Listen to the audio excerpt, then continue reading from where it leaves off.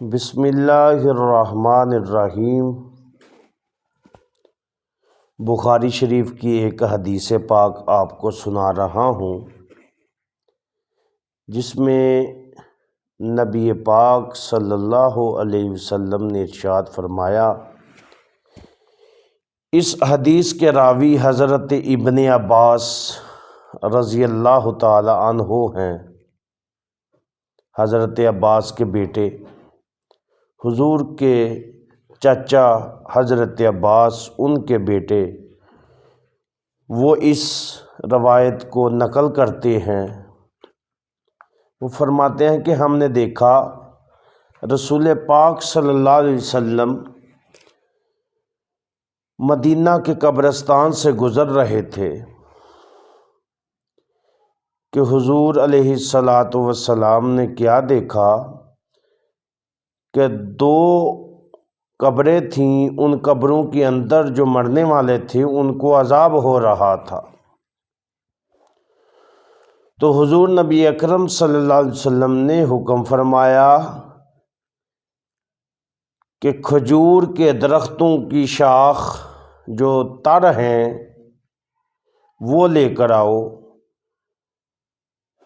تو حضور نبی کریم صلی اللہ علیہ وسلم کے سامنے کھجور کا ایک تنا شاخ پیش کی گئی، حاضر ہوئی۔ تو حضور نبی کریم صلی اللہ علیہ وسلم نے اس شاخ کو توڑا تو دو کیا، ایک اس قبر میں لگا دی اور ایک اس قبر پر لگا دی۔ صحابہ نے عرض کی، یا رسول اللہ صلی اللہ علیہ وسلم، فدا کا امی و ابی، ہمارے ماں باپ آپ پر قربان جائیں یا رسول اللہ، یہ کیا ماجرا تھا؟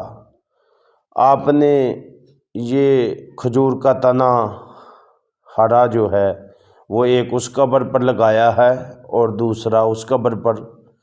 تو حضور نبی کریم صلی اللہ علیہ وسلم نے ارشاد فرمایا، میرے صحابہ، ان دونوں قبروں پر عذاب ہو رہا تھا۔ تو عذاب بھی ان دو وجہ سے ہو رہا تھا کہ جو بہت بڑا گناہ نہیں تھا، وہ ایک عام گناہ سمجھتے تھے، لیکن ان عام گناہوں کی وجہ سے ان کو قبر میں عذاب ہو رہا تھا۔ صحابہ نے عرض کی، یا رسول اللہ، وہ کون سا گناہ تھے؟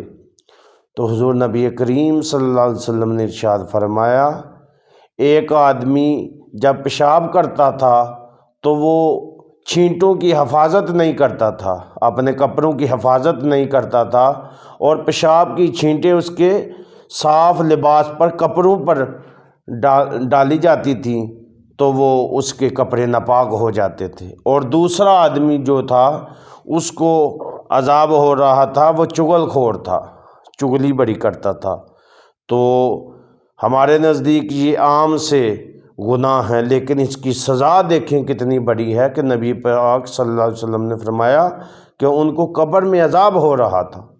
تو صحابہ، جتنی دیر تک یہ شاخیں ہری رہیں گی تو اللہ کا ذکر کرتی رہیں گی، تو اللہ پاک کا نام لیتی رہیں گی، تو مرنے والے کے عذاب میں تخفیف ہوتی رہے گی، ان کا عذاب کم ہوتا رہے گا۔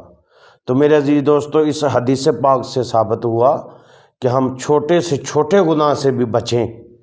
تو ایک اور ہمیں یہاں سے بات ملی کہ جب ہم اپنی قبرستان میں جائیں تو کوشش کریں کہ ادھر جا کے ایک شاخ جو ہری بڑی ہو اس کو قبر پر لگا دیں، تو اس کا ثواب ملتا ہے۔ وَمَا عَلَيْنَا إِلَّا الْبَلَاغُ الْمُبِينُ۔